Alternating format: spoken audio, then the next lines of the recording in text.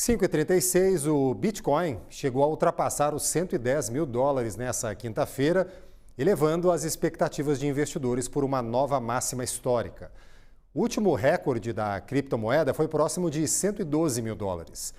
Os dados do mercado de trabalho nos Estados Unidos acima do esperado trouxeram uma leve correção para o mercado.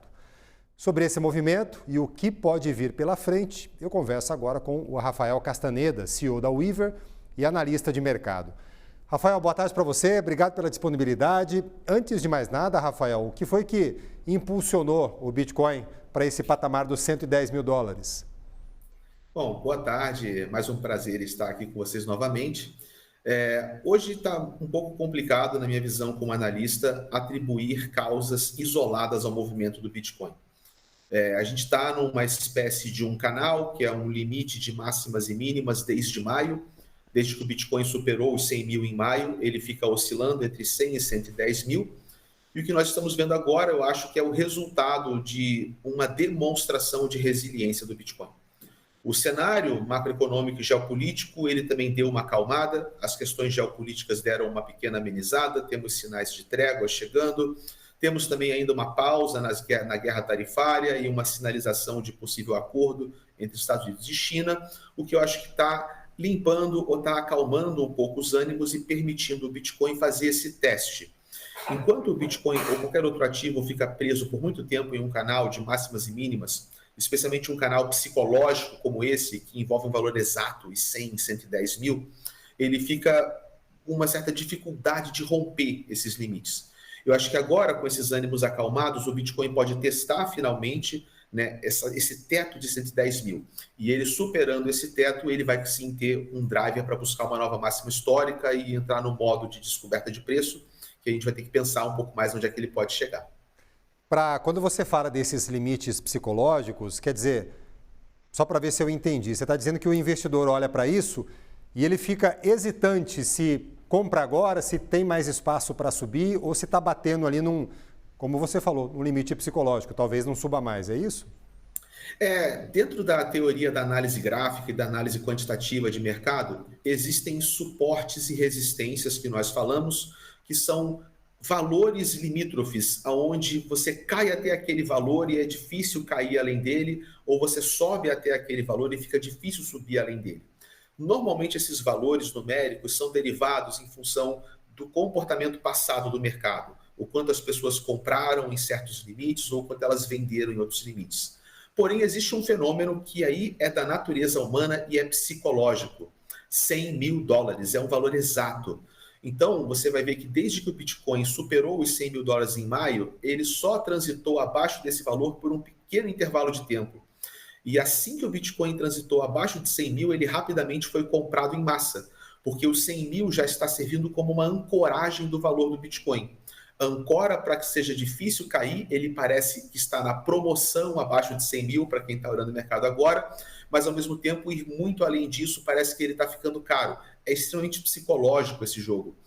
Quando a gente consegue cruzar os 110, 111, 112, que são os marcos que estão aqui, ele pode sim buscar novas máximas, ir acima de 120, 130, porque quando ele rompe os parâmetros do passado, o mercado ele entra num modo muito curioso, que nós chamamos de modo de descoberta de preço, onde nós não temos nenhuma referência boa do passado para indicar o quanto ele pode valer no futuro. E é nesse limite que agora todo mundo está de olho, o Bitcoin superar o valor máximo que ele já teve da sua história, que foi o valor recente de aproximadamente 112 mil dólares. Agora, o mercado acionário teve hoje um movimento muito convicto de otimismo, de alta no Brasil, nos Estados Unidos, por conta dos dados de emprego americanos. Você estava dizendo no começo da sua explicação, da sua análise, que está um cenário meio difícil de analisar. Dá para estabelecer que houve uma relação entre esse dado positivo lá e a valorização do Bitcoin? Eu acho que sim. Eu acho que tanto o mercado de cripto quanto o mercado de ações, ou o mercado de ações das Big Techs principalmente, é um mercado que é muito impulsionado por fatores macroeconômicos e, no fundo, o que todos os investidores estão esperando como o próximo grande salto de valorização é um alívio macroeconômico que pode ter como consequência uma redução na taxa de juros. Dentro do consenso dos analistas do Banco Central norte-americano, o Fed, temos a projeção de 1 a 2 cortes de juro ainda esse ano. Então, quanto melhor a sinalização de que o mercado norte-americano está pronto para esse primeiro corte, existe uma valorização correspondente do nosso lado daqueles que querem antecipar o corte. O mercado ele tende a, pelo menos em parte, precificar acontecimentos futuros, quanto maior é a probabilidade deles acontecerem. Então, enquanto os analistas aumentam a probabilidade, que ainda é pequena, ok, mas a sua avaliação da probabilidade de um corte de juros ainda em julho, é natural que o mercado responda pagando um prêmio na valorização dos ativos, se antecipando a esse movimento. Eu, pessoalmente, não sei avaliar, não assinaria embaixo de que nós teremos um corte de juros ainda em julho, mas estamos mais próximos de um corte de juro, eu diria, do que já estivemos desde o começo do ano, e isso gera otimismo para todo mundo, com certeza. Em geral, o mercado está olhando hoje como menor a probabilidade de um corte em julho, exatamente por causa desses dados do mercado de trabalho que indicam um nível ainda importante de aquecimento, né, da economia americana. Agora, Rafael, a gente tem também nos próximos dias, já desenhada aí, alguma notícia em relação ao tarifaço. Porque Trump, quando anunciou o tarifaço no começo de abril, logo depois, uns dias depois, ele abriu 90 dias de trégua. E esses 90 dias terminam semana que vem. Então, alguma coisa vai acontecer. Ou o tarifaço volta na medida que ele estava, ou Trump anuncia uma prorrogação, ou novos acordos, enfim, a gente não sabe ainda. Como é que o mercado de cripto tende a reagir a essas várias possibilidades no tarifaço? Nós tivemos algumas publicações recentes que não são confirmadas, né, mas é complicado que hoje a gente parece que vive à base de Twitter, né? Nós acompanhamos posts de Twitter para acompanhar grandes decisões macroeconômicas e geopolíticas. Mas a sinalização que está chegando para o mercado é de que vai haver algum tipo de acordo entre Estados Unidos e China que resulta em uma não escalada ou uma não deterioração.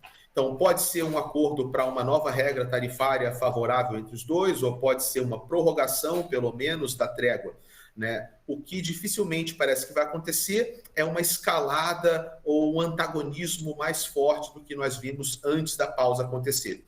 E esse tipo de alívio, esse tipo de respiro nas tensões, ele é favorável e ele dá esse espaço para o Bitcoin testar mais uma vez e outros ativos também testarem aí novas máximas. A própria Bolsa também está testando bastante os seus limites superiores recentemente.